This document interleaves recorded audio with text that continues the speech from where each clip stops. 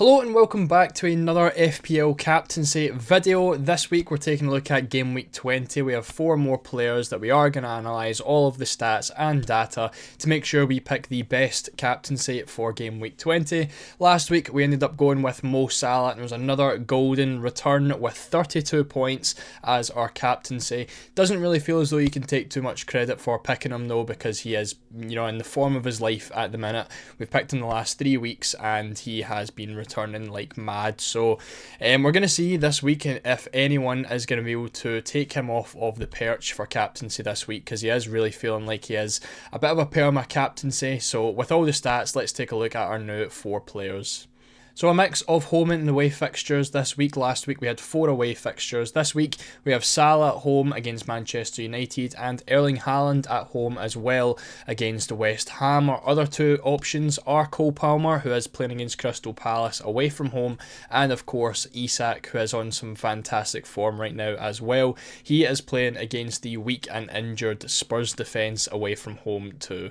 For predicted points, however, Salah is the one leading the way on both of the websites that we use for this, and that's Fantasy Football Hub and FPL Team. Fantasy Football Hub expecting Salah to do fantastically. I don't know if we have seen more than 8.6 expected points so far this season.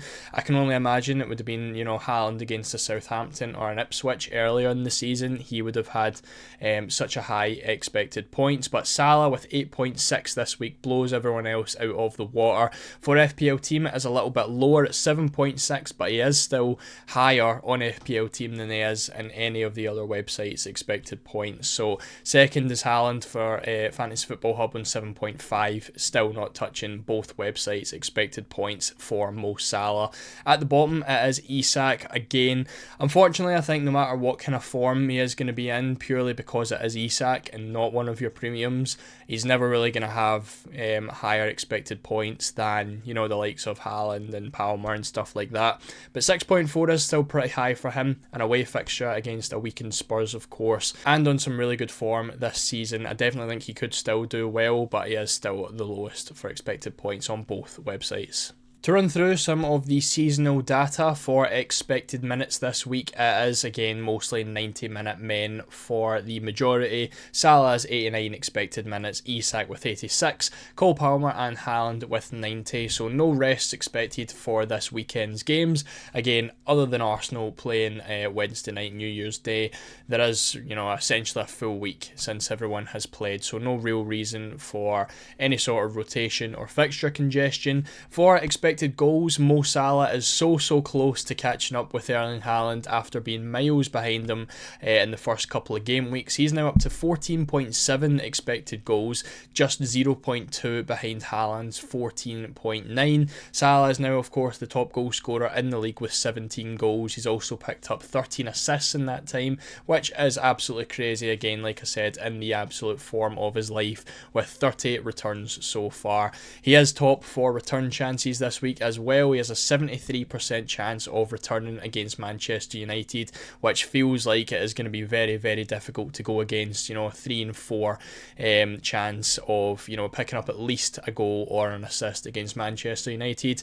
Haaland, however, isn't too far behind. He has a 70% chance against of picking up a return against West Ham. Of course, he is kind of starting to come back into it now with a goal every 1 or 2 weeks. Whether that does still make him worth the just under 15 million that he is a different story, but if you do own him, definitely keep an eye out, because he is looking like he is going to have a very decent chance of picking something up this week.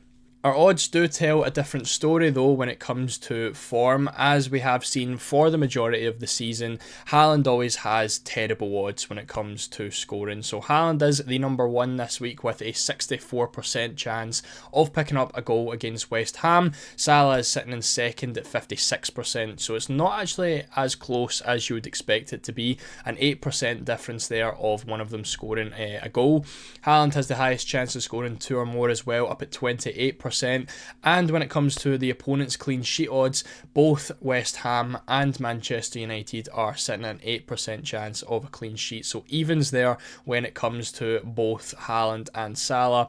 Of course, with Haaland having a higher chance of scoring, he does also have one less point for every goal that he does score. So it is something to consider when it does come to, close odds and stuff like that. Salah is always going to have that extra point for goals as he is a midfielder and not a forward, but Haaland is the one, as the bookies always favour, to being the favourite to score 1 or 2 goals this week. For set pieces, as always, we have our 4 penalty takers in Salah, Haaland, Palmer and Isak, all nailed on 4 penalties for each of their teams. The advantage here goes to Cole Palmer, as he does also take the corners and the free kicks, which none of our other players do. So if you do like set pieces, as always, Palmer is the one with the advantage here, but of course the penalties being the main avenue to point scoring. All 4 of our players do have the penalty kicks. When it comes to rest, as I said earlier in the video, we have essentially had a full week of rest for most of our players outside of Arsenal and Brentford. So everyone is, essentially working on 4 or 5 days of rest. We have most of our games this week on Saturday. There is only 2 games getting played on Sunday, and I believe it's Wolves and Nottingham Forest who are playing on Monday night. But for our captaincy picks, 3 of them do have the Saturday game, and Salah is the one playing against Man United on the late game on Sunday, so he does have that extra day of rest, which is always something that can make a difference. Obviously it's more prominent when there is European fixtures, but due to it being New Year and everything this week, there is nothing to worry about when it comes to fixture congestion. So if you do like a little bit of superstition or whatever, 1 extra day's rest for Salah is going to be the advantage there.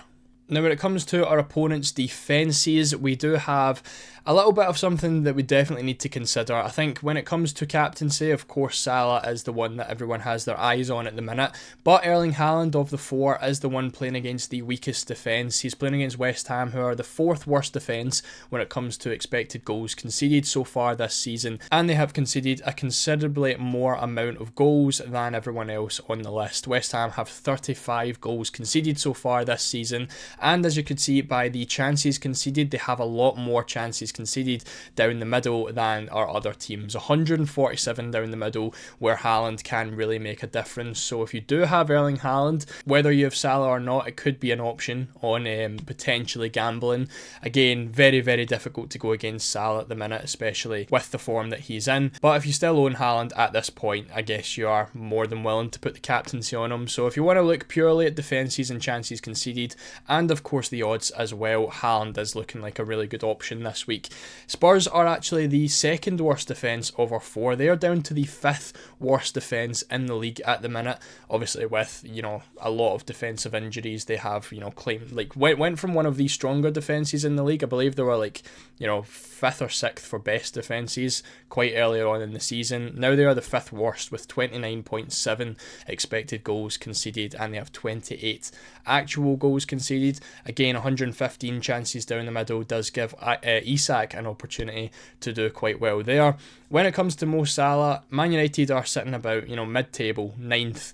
And when you look at the chances conceded, it's not really favouring them as you would hope for someone you're sticking the captaincy on. Only 37 chances conceded down Mo Salah's side. So if we're being honest, if this was maybe 2 months ago, 3 months ago, I would be looking at this and saying this is an easy Haaland captaincy week. But obviously with the form that Mo Salah's in, it means that we do have to pick him. And of course he does have a very, very good record against Manchester United as well, and it is a home fixture. So when you're looking at the reasons for picking Salah, of course he has the highest points, highest expected points on both of the websites that we normally do look at. A 56% chance of scoring. It is still a really high chance, and he does have a higher return chance. Obviously Salah gets the assists, which Haaland really doesn't very often. He only has 1 so far this season. Obviously hasn't blanked since game week 7, so we're talking a 12-week consecutive run of scoring, or not blanking. Has that extra day's rest, which I don't think makes too much of a difference due to the fact that everyone's had essentially a week anyway, but it is definitely something to consider. Then when it comes to, Liverpool versus Man United head to head, how Salah's getting on, Liverpool have scored 2 or more goals in their last 4 fixtures against Manchester United.